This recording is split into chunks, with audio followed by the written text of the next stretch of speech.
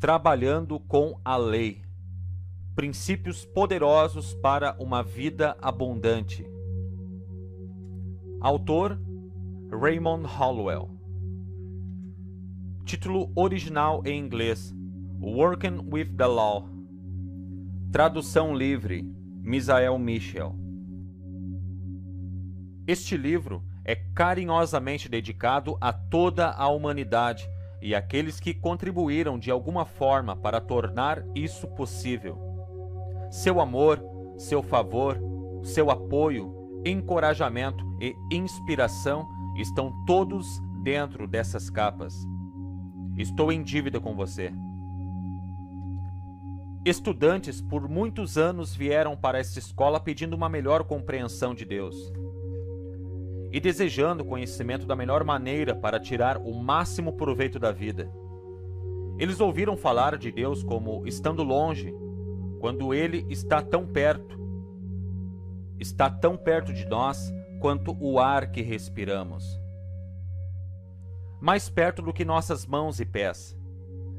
Eles ouviram falar de Deus das seguintes formas: amor, mente divina, inteligência divina, Jeová, Deus, Senhor, primeira causa, substância primordial, entre outros nomes. Sendo de uma mente analítica, também eu quis conhecer os fatos de uma verdade.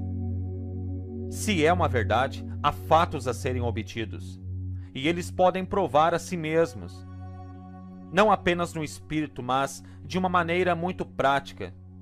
É minha intenção apresentar estas lições de uma forma simples, sem palavras de alto nível ou declarações vagas que soam bonitas e promissoras. Os termos acima mencionados são todos sinônimos. Eles significam uma e a mesma coisa.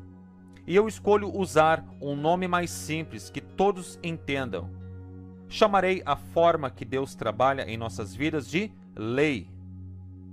Interpretar a lei de várias maneiras deve trazer isso mais claramente ao nosso modo de pensar.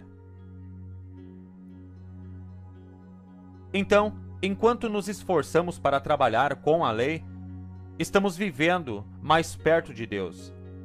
E essa vida traz uma compreensão melhor. À medida que você cresce em conhecimento e é capaz de formar melhores opiniões, não hesite em mudar seus pontos de vista. Lembre-se, o homem sábio muda de ideia, o tolo nunca. Não pode haver progresso se não houver mudança, crescimento e renovação. Deve haver um fluxo constante de novos pensamentos, pensamentos melhores e pensamentos mais verdadeiros para assegurar a progressão na vida. Assim que perceber melhor, solte o velho, segure o novo. Continuar a apegar-se ao velho e ao inferior quando o novo e o superior estão à mão é retardar o crescimento. E a essa causa podem estar localizados muitos dos males do homem. Prossiga para usar seu corpo docente mental e cuide para que ele não use você. Domine sua mente e guie-a de maneira inteligente. Isto é, exercite com discernimento sua maneira de pensar. Aprenda a pensar como se deve pensar. Dê uma vida mental aos assuntos que são absolutamente essenciais para o seu bem-estar e o equilíbrio de seu pensamento para temas de beleza, verdade e progresso. Em outras palavras, conviva com o ideal, mas não negligencie a prática.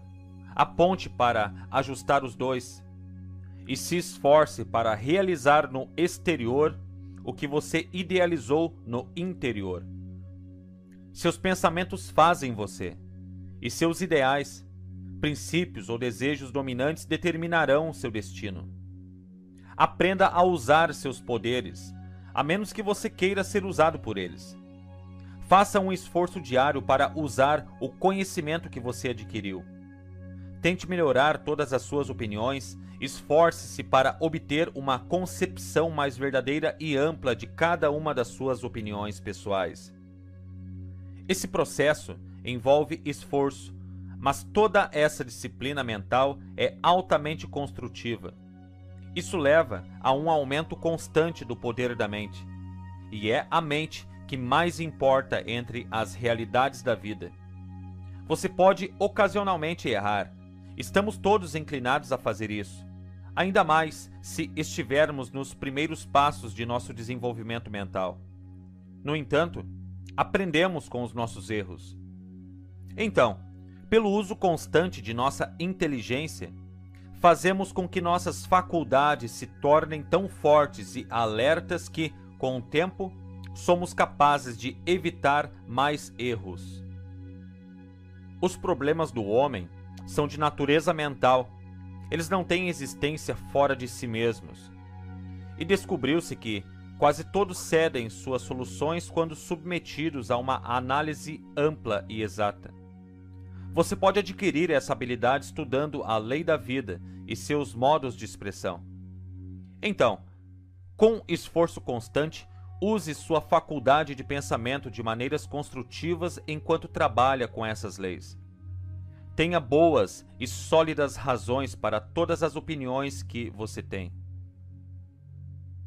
À medida que você tenta encontrá-los, muitas de suas visualizações antigas ficarão em pedaços.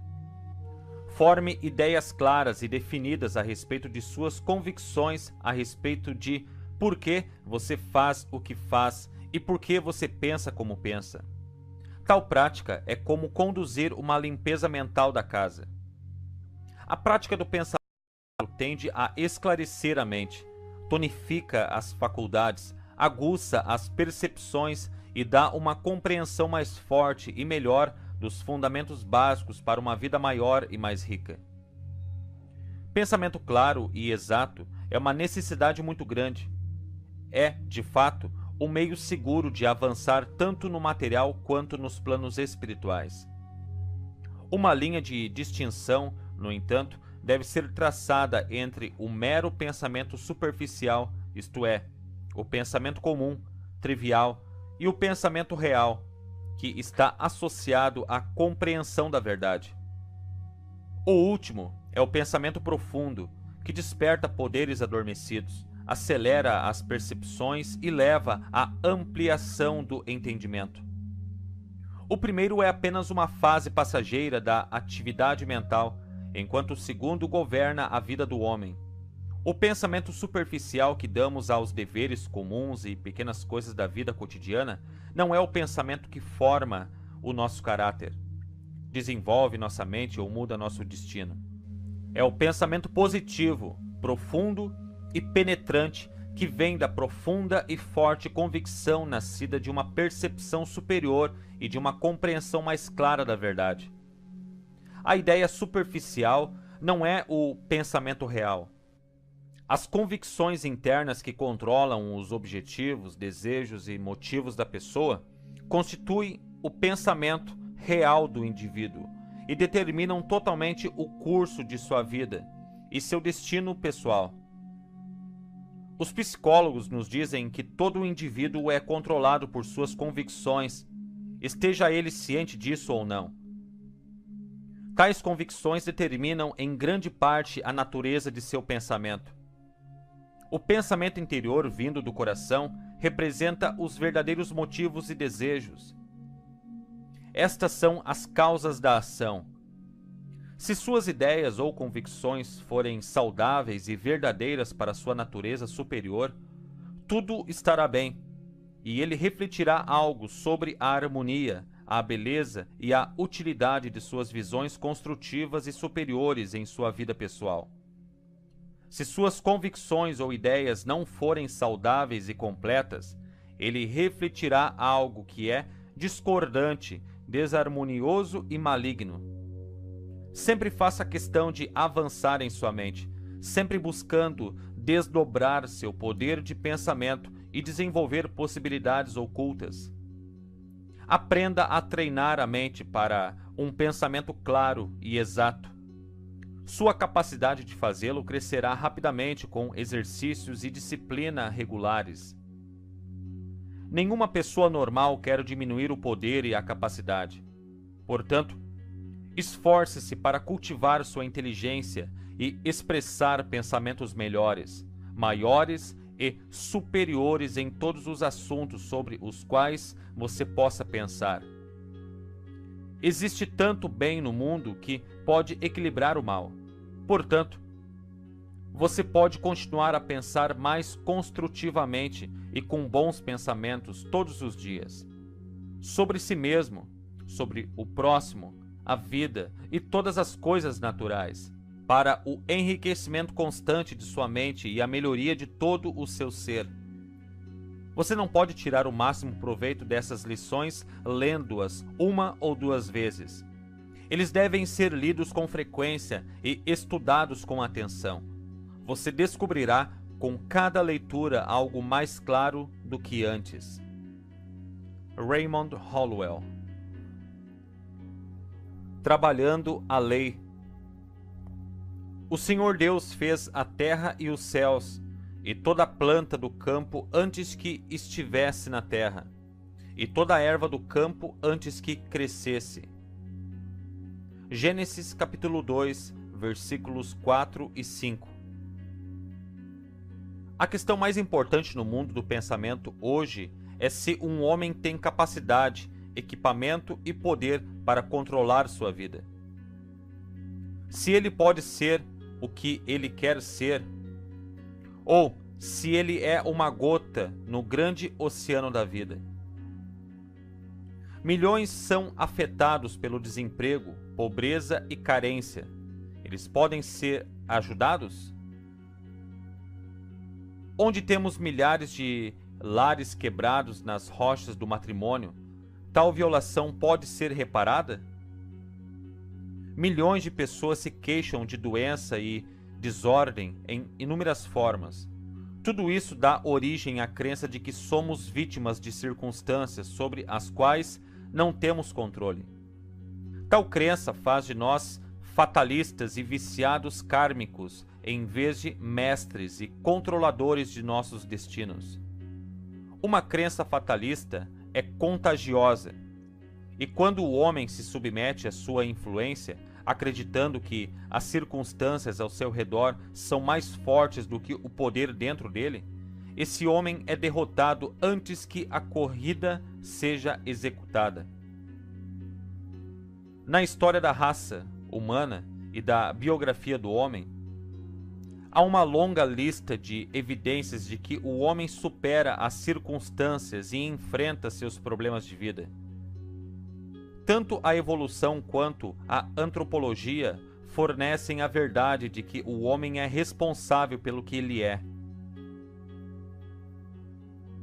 Ele tem poder para controlar suas circunstâncias. E usando esse poder, ele cria outras circunstâncias mais necessárias em sua subida ascendente. No entanto, alguns, não seguros de que criamos nossas circunstâncias, tendem a pensar que são causados por hereditariedade, karma, meio ambiente ou muitas outras coisas externas. Estas são as razões que eles pensam ser o fator dos nossos fracassos. Eles acreditam nas limitações naturais da vida. Eles vivem na convicção de que, como somos, devemos permanecer. Eles têm certeza de que o que é para ser, será. Os cientistas, por outro lado, buscam nos mistérios da vida humana revelar-nos um maravilhoso mundo de poder, possibilidade e promessa. Eles nos dizem que a mente é a causa criativa de tudo o que acontece na vida do homem, que as condições pessoais são os resultados da ação do homem, que todas as ações do homem são o resultado direto de suas ideias, que nunca fazemos qualquer tipo de movimento até formarmos primeiro uma imagem ou plano na mente. Esses planos ou ideias são poderosos e potentes, são as causas, boas, ruins ou indiferentes, dos segmentos e efeitos, que por sua vez correspondem às suas naturezas. Eles nos dizem que essas ideias liberam uma tremenda energia. Assim, quando aprendemos a empregar nossas mentes construtivamente, usamos corretamente esses poderes, forças e faculdades ocultas. Isso, segundo os cientistas, é a chave para o sucesso na vida. Existe um mundo interior maravilhoso que existe dentro do homem, e a revelação de tal mundo capacita o homem a fazer, alcançar e ter qualquer coisa que ele deseje dentro dos limites da natureza. O famoso gênio literário inglês William Shakespeare escreveu: "A falha, caro Brutus, não está em nossas estrelas, mas em nós mesmos, que somos subordinados." Os grandes dramaturgos gregos, com sua percepção notável, sempre viram as causas de algum destino externo que provocaram a queda de seus personagens. Mas Shakespeare viu algo dentro do homem, como a causa de seu fracasso ou sucesso. Sempre os personagens lutavam com o eu interior, como se o dramaturgo estivesse dizendo: "Você é o mestre de sua circunstância. Invoque seu poder, iniciativa e genialidade e seja o mestre. O destino está em suas mãos. Determine-o." Se todo homem tem o poder e o privilégio de determinar sua fortuna, qual é esse poder? Como podemos reconhecê-lo? Se todas as condições são o resultado de nossas ações e todas as ações são o resultado ou o fruto de nossas ideias, então nossas ideias devem determinar as condições em nossas vidas diárias. Uma ideia é um pensamento ou um grupo de pensamentos. Uma ideia é uma imagem ou uma visão na mente.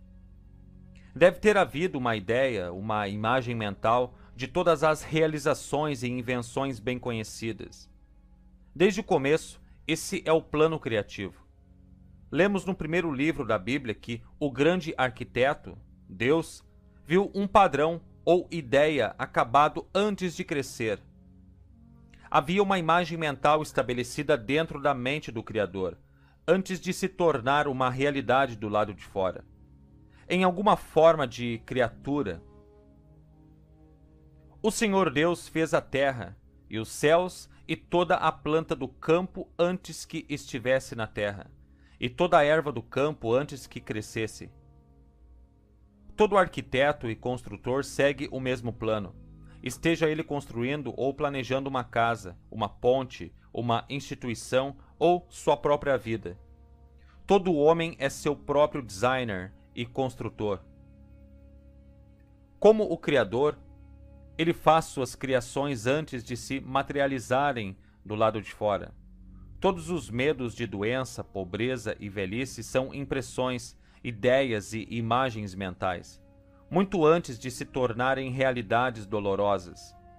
Toda ideia e quadro mental deve produzir, segundo seu próprio tipo, se a imagem é boa ou ruim.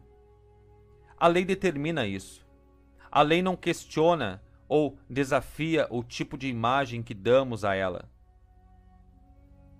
Só sabe que deve pegar o que é oferecido ou plantado e então prosseguir para materializá-lo em uma forma visível. Alguns homens podem visualizar grandes realizações de engenharia, mas não sabem que, pelo mesmo método, podem superar suas doenças e se desesperar e desfrutar da saúde e da felicidade que desejam. Engenharia mecânica é o mesmo que engenharia mental. Ambos são dependentes totalmente de uma inteligência criativa. A fotografia mental, assim como a fotografia mecânica, produz exatamente o que ela vê. Uma foto de uma pessoa feia nunca acaba parecendo um vencedor do concurso de beleza. Nem a pessoa pequena e baixa parece alta e grande em uma fotografia. Uma imagem de alguma coisa preta não será branca. Nem as ideias negativas, destruidoras, produzem resultados construtivos e positivos. Se as ideias forem negativas, elas, por sua vez, criarão resultados negativos. Eu conheci uma mulher que morava em uma bela casa em um bairro suburbano, exclusivo, com todo o conforto que essa riqueza poderia fornecer para fazê-la feliz.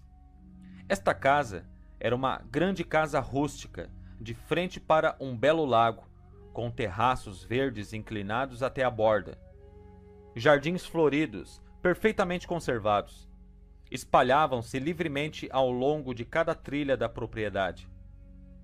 Ela tinha muitos criados para ajudá-la e, por observação, sua vida era quase tão completa quanto se poderia sonhar.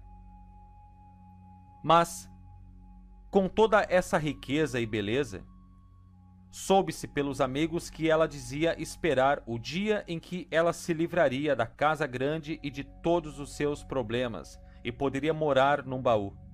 Ela queria um quarto para si mesma, e grande o suficiente para se movimentar sem qualquer espaço extra para a poeira e para mantê-la limpa.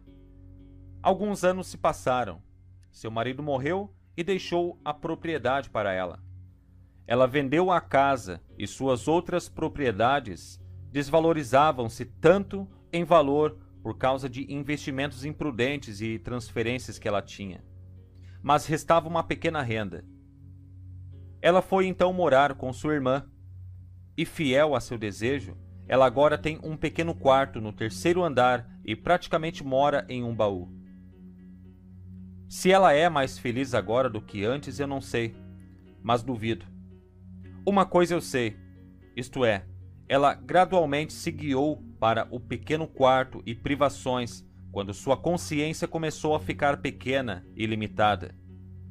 Ela inconscientemente tocou o princípio criativo e forneceu-lhe ideias de pequenez, privacidade e limitação que se materializaram dentro de alguns anos. Ao assimilarmos essas ideias ou imagens mentais, nós, consciente ou inconscientemente, exercemos o poder de produzi-las. Esse processo criativo continua trabalhando dia e noite até que a ideia seja concluída. Não podemos imaginar pensamentos de pobreza, fracasso, doença e dúvida, e esperarmos, em troca, desfrutar de riqueza, sucesso, saúde e coragem. Isso simplesmente não pode ser feito. Este princípio criativo é resumido em uma frase encontrada no livro de Provérbios. Ele diz: "Como o homem pensa em seu coração, ele também é." Talvez você tenha lido ou ouvido essa declaração antes. Foi ensinado e exposto por filósofos de todas as idades. Você pode ter tentado provar a afirmação, tirando de sua memória todos os pensamentos negativos, mas, quem sabe, por ter se esforçado com determinação e persistência, você tenha se cansado. Então você voltou para a corrente de velhas condições e ideias, ficando talvez pior do que antes. Outros, ouvindo a afirmação, não ficaram impressionados, pois não podiam aceitar a afirmação de que todas as desarmonias da vida são resultado de suas próprias crenças, ou de seu pensamento passado cristalizado em crenças. Eles preferem jogar a culpa em coisas externas ou em pessoas. Até mesmo lançam parte da culpa em Deus. Há outros que acreditam que, no bom momento de Deus, todas as coisas acabarão por dar certo. Mas isso não é verdade. Essas pessoas estão planejando um paraíso a ser conquistado em algum momento futuro, quando na verdade é uma condição e estado de espírito a ser vivido no agora, para que então seja vivido também no futuro. De fato, a menos que seja ganho aqui e agora, nunca poderá ser obtido no futuro. Em algum momento na vida do homem, ele é forçado a contar com essa lei criativa. Não há alternativa. Todo mundo é governado pela lei, quer ele saiba ou não. Possivelmente é a mesma ideia que alguns têm sobre a oração. Eles acham que é culpa, vontade ou desejo de Deus quando eles não obtêm a resposta que procuram. Eles usam Deus como bode expiatório e desculpa quando suas orações não são respondidas, ou quando eles são incapazes de explicar algum ato de Deus ou da natureza. A vontade de Deus será feita é uma das declarações mais sobrecarregadas e menos compreendidas em nossos dias. Alguns usam a ideia como uma muleta para se apoiar, quando na realidade deveria ser usado como uma ponte poderosa sobre a qual o homem pode atravessar os mais profundos abismos e mistérios. Se suas orações não forem atendidas, o fracasso é a culpa sua. A lei criativa está sempre pronta para responder e não pode deixar de responder quando abordada correta e sabiamente. No momento em que o homem for capaz de contatar e realizar a lei, ele desfrutará imediatamente dos benefícios da lei. É a realização da lei em ação que determina a manifestação. Um eletricista, por exemplo, não reza e espera que a energia elétrica tome a decisão de servi-lo.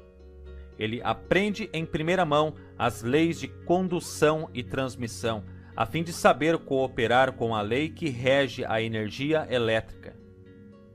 Depois de obter esse conhecimento, ele pode ir em frente e configurar o mecanismo que fornece os meios para gerar e direcionar o poder.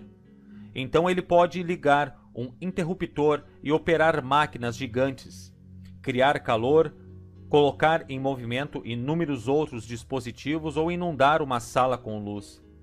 Ele pode fazer isso, não apenas uma ou duas vezes, mas quantas vezes quiser, contanto que ele não perturbe a mecânica ou viole a lei que rege a energia.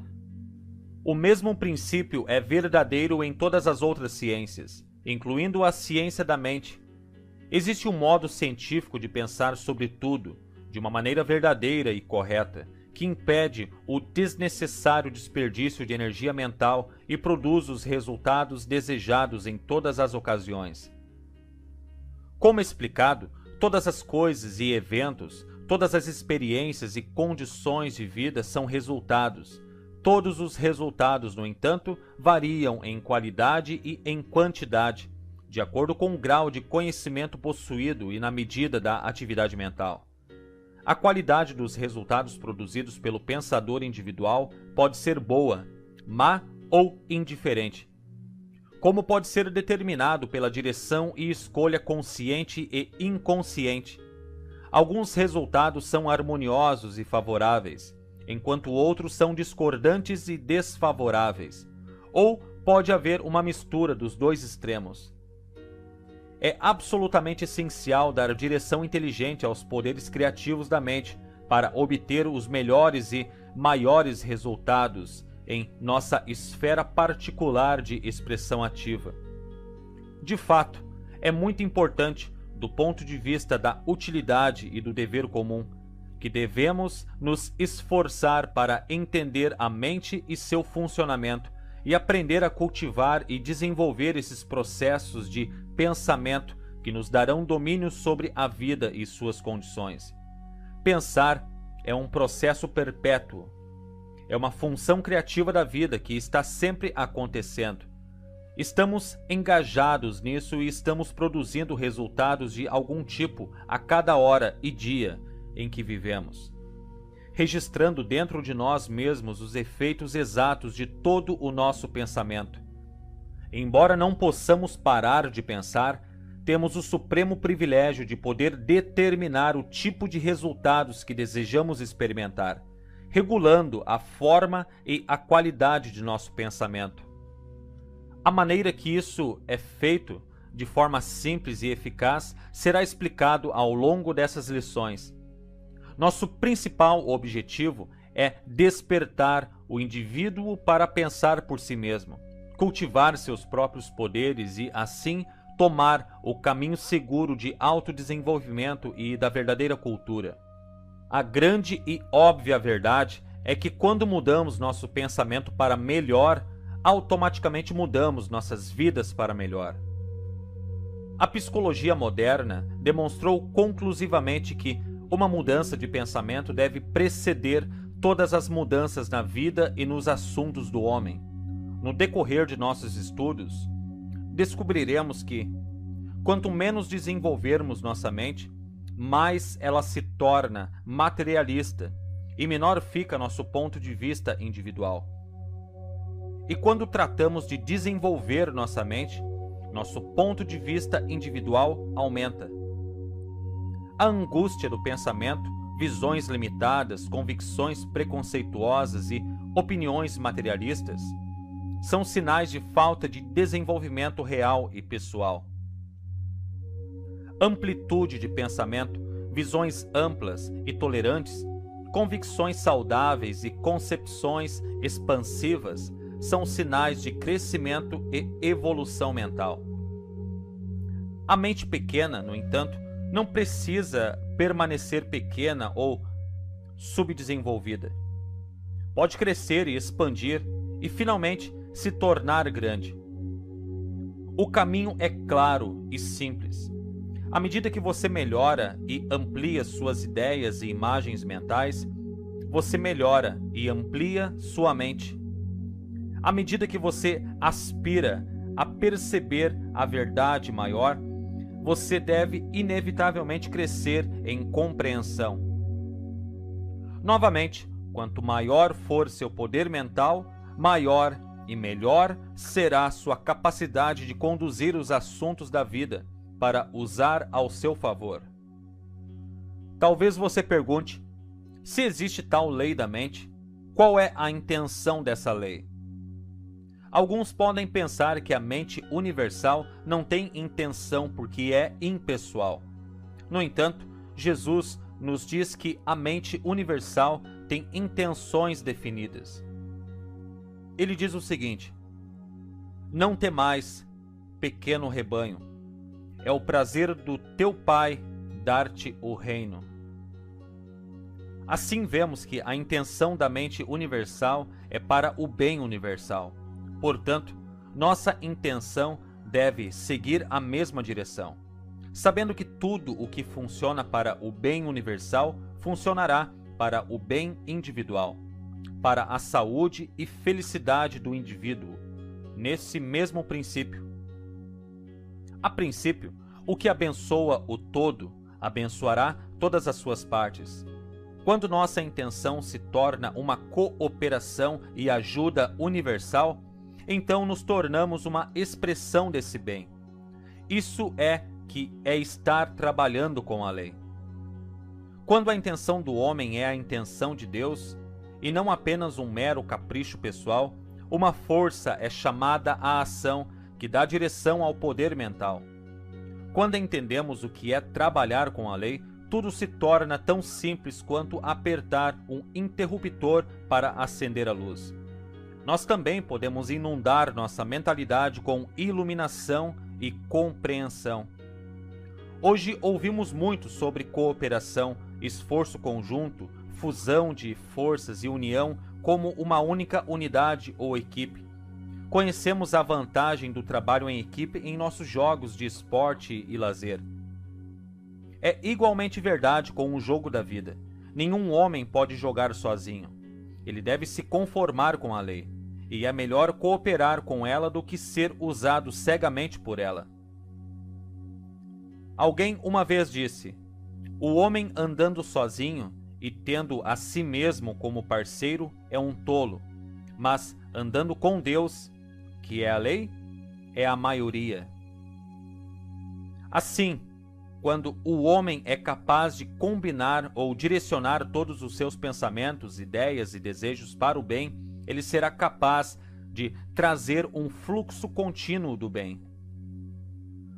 Novamente referindo-se ao Mestre Jesus e apreciando todo o bom trabalho e milagres que ele realizou, vemos que ele nunca teve crédito pessoal pelos resultados. Ele conhecia a lei e, ao trabalhar com ela, foi capaz de realizar milagres para o assombro do público não esclarecido. Ele disse: não sou eu, mas o Pai em mim, que é a lei, que faz o trabalho. Assim, todas as coisas trabalham juntas para os que amam o bem, que vivem a lei. Porque o amor do bem se une ao fluxo do bem e da gratidão. Todos os fracassos da vida são resultado por olharmos ao limitado mundo exterior. Todo sucesso na vida é resultado por olharmos, tomarmos partido e trabalhar com a lei através do nosso infinito poder mental. Trabalhar com a lei é o mesmo que vivê-la todos os dias em nossas mentes e vidas, como um parceiro poderoso e silencioso. Quando estamos conscientes da fonte criadora de todo o poder, passamos a perceber e a receber os muitos benefícios que nos cercam. Se você procura atalhos para resolver os problemas da vida, ou condena e culpa todas as pessoas ou coisas externas por seus fracassos e derrotas, você nunca encontrará uma vida satisfatória vivendo dessa forma. Você encontrará apenas uma existência, e nos melhores dos casos, será uma vida de variações e instabilidades. A vida com todos os bons atributos é algo que não acontece apenas para alguns grupos de pessoas. É algo que você deve criar, é algo que você deve planejar, imaginar mentalmente e pensar a respeito. Você, que está buscando amor, fortuna, felicidade e sucesso, deve entender que não é algo que você pode encontrar. Você não pode comprar nem pegar emprestado de alguém. Ninguém pode dar a você. Você deve criá-lo dentro de você. Seus desejos e ideias são como sementes que você planta no solo, mas estas são plantadas no solo da mente. Depois de plantar as sementes no pensamento, você as cultiva, alimenta e guarda bem até a época da colheita. Então colherás tudo o que semeaste, e colherás abundantemente. Claro que aquele que tem um jardim mais limpo e fértil irá desfrutar dos melhores retornos. Podemos compreender, a partir desta lição, que temos sim capacidade, pois podemos pensar, e em nosso pensamento podemos criar desejos e ideias. Nós temos o equipamento certo e necessário. Nós temos o poder, pois o poder universal da mente é dotado dentro de cada um de nós. Tudo o que podemos desejar ter e ser é nosso para podermos pedir, se aplicarmos corretamente a lei da vida, a lei da mente. Quando surge uma circunstância, não devemos andar ou pensar nela. Não devemos submeter-se a ela em servidão, mas devemos superá-la e dominá-la, exercitando a lei criativa do pensamento e assim crescendo em sabedoria e poder. O Dr. John Murray costumava dizer: vivemos de acordo com nosso sistema de ideias.